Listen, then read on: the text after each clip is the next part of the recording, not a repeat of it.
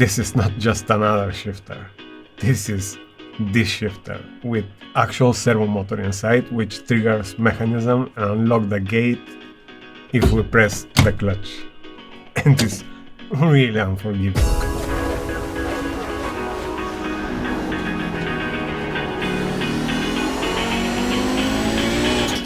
Having H-Sync mode or H-Dogbox, in which the shifting is possible without clutch and unlocking of the gear slot is performed from matching gear value feedback from the game telemetry itself. And for bonus, it can be used as sequential gear.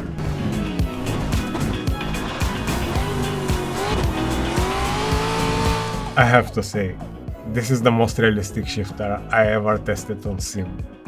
Not just from feeling of engagement the next gear, but the entire experience is a completely different level, and if I'm not precise with my inputs, it really makes my life miserable.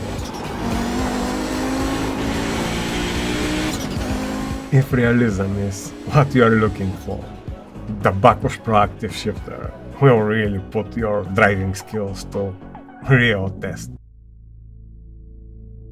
In dimensions is one of the most compact builds I ever had, but this little monster is actually heavy. Many people want to know what's the actual feeling in action, and as there is nothing similar with servo motor unlocking gates, it's hard to be compared to something else, but I will try to explain first the differences between this and the Moza or SimMagic, for example. First, being in neutral, this is just like the shifters in the real cars I drive, in comparison to the Moza or SimMagic and Fanatec, which have this springy vibration bouncing reaction going into neutral. This here is more tight with dampened feeling just like in real car. This of course is not something important, but it looks like they give a little bit more attention to that. Going into gear slot, I have to admit, I love a lot the feeling of those two shifters, which both feels like modern street cars with smooth, soft engagement.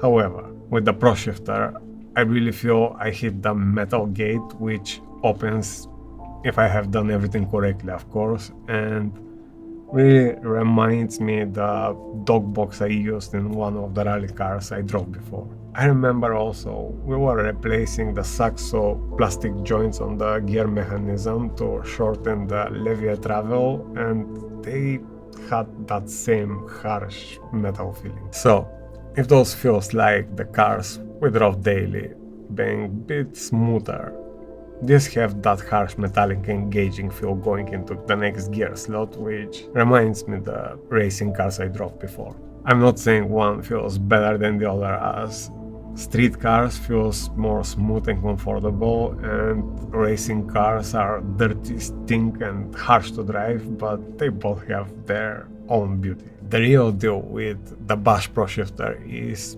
being active and synchronizing the servo motor with the sim and preventing our inputs if we don't sync our movements perfectly.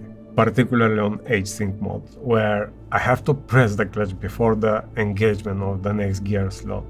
It really put to test my motor skills and sometimes makes me feel miserable. Forget about the cheating sim racing tricks we use, shifting the lever to the next slot and then kick the clutch to engage the gear. No clutch, there is no available slot.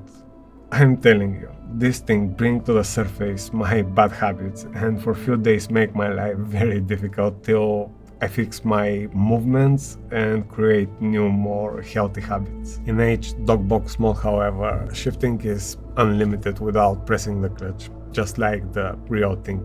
In games where the gear sync is modeled in the telemetry data, and in games like rFactor, there is car-specific training mode in which the shifter memorizes each gear ratio. In the real dog box, flat shifting with full throttle is not allowed as those gearboxes don't use synchro mesh and throttle must be lifted, and the same applies here. So shifting up, RPMs must be lower when engaging the next gear, and shifting down, RPMs must be within the range of the previous one. If we are not precise, 1 second penalty is applied, and even pressing the clutch will not reset that penalty. This is not a joke.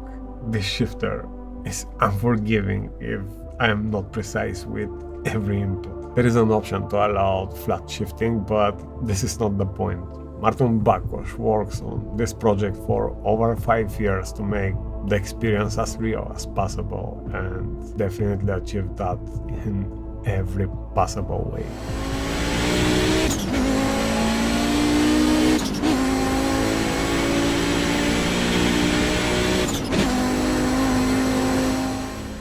More than 5 years of careful development lead to this first on its kind active shifter. Martin Bakos, the father of this product, got the sim racing bug back in the 80s at 7 years old age, going vacation with his parents and spending all the coins on arcade simulator. Do you guys remember the 80s and those arcade racing rigs navigating few pixels on the screen?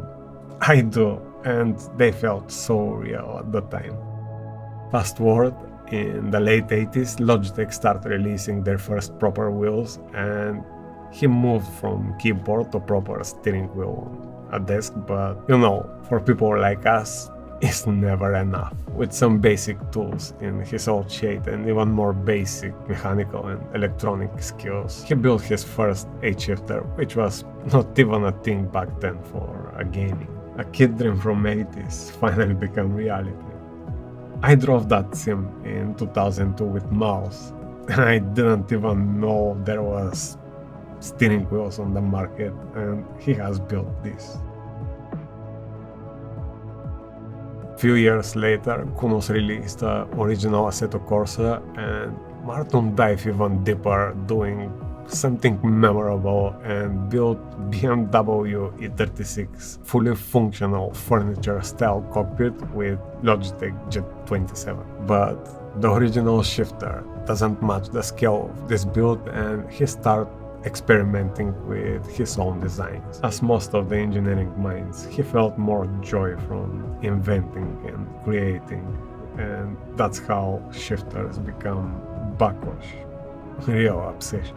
In the next 7 years, prototype after prototype, experimenting many different ideas, and through hundreds of unsuccessful parts, the Bash Pro has been born. The bulletproof design, which later turned into that first on its kind, Bakos active shifter. Martin was so obsessed with that idea over the years, even his friends tackled a 30-minute challenge on his wedding to build a shifter with 2 pairs of slippers, chopstick, a squish football for dog, hot glue and knife. I mean, if your friends challenge you on your wedding with something like this, you must realize how deep your obsession is. I share that story with you because I always find so fascinating the journey, and for me personally it gives so much value to the product.